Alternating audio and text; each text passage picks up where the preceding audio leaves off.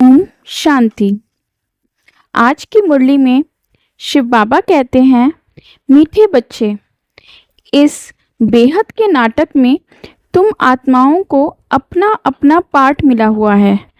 अभी तुम्हें यह शरीर रूपी कपड़े उतार कर घर जाना है, फिर नए राज्य में आना है। आज का प्रश्न है, बाप कोई भी कार्य प्रेरणा से नहीं करते, उनका अवतरण होता है। यह किस बात से सिद्ध होता है? इसका उत्तर शिव बाबा ने दिया है, बाप को कहते ही हैं करन करावनहार। प्रेरणा का तो अर्थ है विचार। प्रेरणा से कोई नई दुनिया की स्थापना नहीं होती है। बाप बच्चों से स्थापना कराते हैं। कर्मेंद्रियों बगैर तो कुछ भी करा नहीं सकते, इसीलिए उन्हें शरीर का आधार लेना पड़ता है। इसके आगे शिव बाबा कहते हैं, तुम जानते हो हम ब्रह्मा द्वारा शिव बाबा से वर्षा ले रहे हैं। जैसे हम पढ़ते हैं, यह रथ भी निमित्त बना हुआ है। बहुत जन्मों के अंत में इनका शरीर ही रथ बना है। रथ का नाम तो रखना पड़ता है ना। यह है बेहद का संन्यास। रथ कायम ही रहता है, बाकी का ठिकाना नहीं है। चलते चलते फिर भागंती हो जाते हैं। यह रथ तो मुकर्रर है ड्रामा अनुसार। इनको कहा जाता है भाग्यशाली रथ। तुम सबको भाग्यशाली रथ नहीं कहेंगे। भाग्यशाली रथ एक माना जाता है जिसमें बाप आकर ज्ञान देते हैं, स्थापना का कार्य कराते हैं। तुम भाग्यशाली रथ नहीं ठहरे। तुम्हारी आत्मा इस रथ में बैठ पड़ती है। आत्मा पवित्र बन जाती है, इसीलिए बलिहारी इस तन की है जो इसमें बैठ पड़ते हैं। यह अंतिम जन्म बहुत वैल्यूएबल है। फिर शरीर बदलकर हम देवता बन जाएंगे। इस पुराने शरीर द्वारा ही तुम शिक्षा पाते हो, शिव बाबा के बनते हो। तुम जानते हो हमारी पहली जीवन वर्थ नॉट ए पेनी थी, अब पाउंड बन रही है। जितना पढ़ेंगे उतना ऊंचा पद पाएंगे। बाबा ने समझाया है, याद की यात्रा है मुख्य। इनको ही भारत का प्राचीन युग कहते हैं, जिससे तुम पतित से पावन बनते हो। स्वर्गवासी तो सब बनते हैं। फिर है पढ़ाई पर मदार। तुम बेहद के स्कूल में बैठे हो, तुम ही फिर देवता बनोगे। तुम समझ सकते हो ऊंच पद कौन पा सकते हैं, उनकी क्वालिफिकेशन क्या होनी चाहिए। पहले हमारे में भी क्वालिफिकेशन नहीं थी, आसुरी मत पर थे, अब ईश्वरीय मत मिलती है। आसुरी मत से हम उतरती कला में जाते हैं, ईश्वरीय मत से चढ़ती कला में आते हैं। ईश्वरीय मत देने वाला एक है, आसुरी मत देने वाले अनेक हैं। माँ बाप, भाई बहन, टीचर, गुरु, कितनों की मत मिलती है। अभी तुमको एक की मत मिलती है जो 21 जन्म काम आती है। तो ऐसे श्रीमत पर चलना चाहिए ना।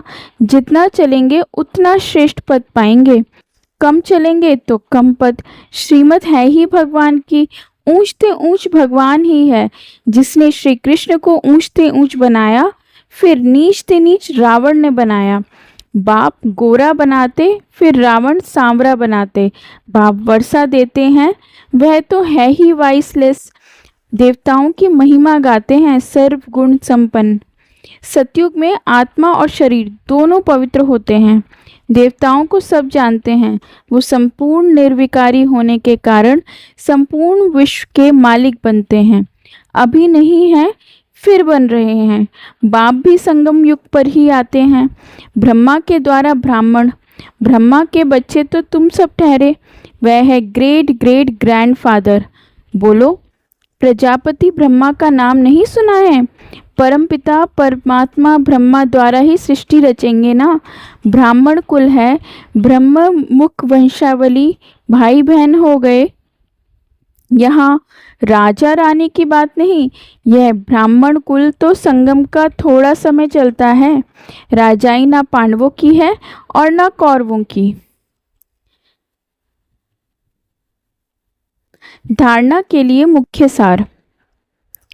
21 जन्म श्रेष्ठ पद का अधिकारी बनने के लिए सब आसुरी मतों को छोड़ एक ईश्वरीय मत पर चलना है, संपूर्ण वाइसलेस बनना है। इस पुराने शरीर में बैठ बाप की शिक्षाओं को धारण कर देवता बनना है। यह है बहुत वैल्यूएबल जीवन। इसमें वर्थ पाउंड बनना है।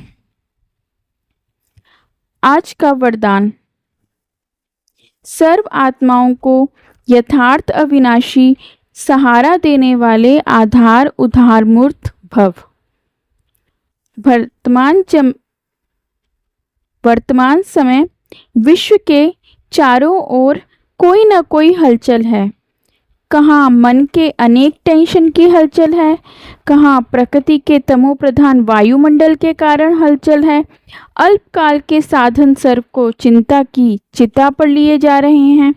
इसलिए अल्पकाल के आधार से, प्राप्तियों से, विधियों से थक कर वास्तविक सहारा ढूंढ रहे हैं। तो आप आधार उदारमूर्त आत्माएं उन्हें श्रेष्ठ अविनाशी प्राप्तियों की यथार्थ वास्तविक अविनाशी सहारे की अनुभूति कराओ। आज का स्लोगन।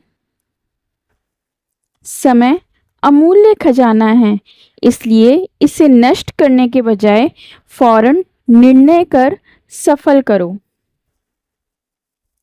अव्यक्त इशारे। अब लगन की अग्नि को प्रज्वलित कर योग को ज्वाला रूप बनाओ। जैसे सूर्य की किरणें फैलती हैं, वैसे ही मास्टर सर्वशक्तिवान की स्टेज पर शक्तियों व विशेषताओं रूपी किरणें चारों ओर फैलती अनुभव करें। इसके लिए मैं मास्टर सर्वशक्तिवान विघ्न विनाशक आत्मा हूँ।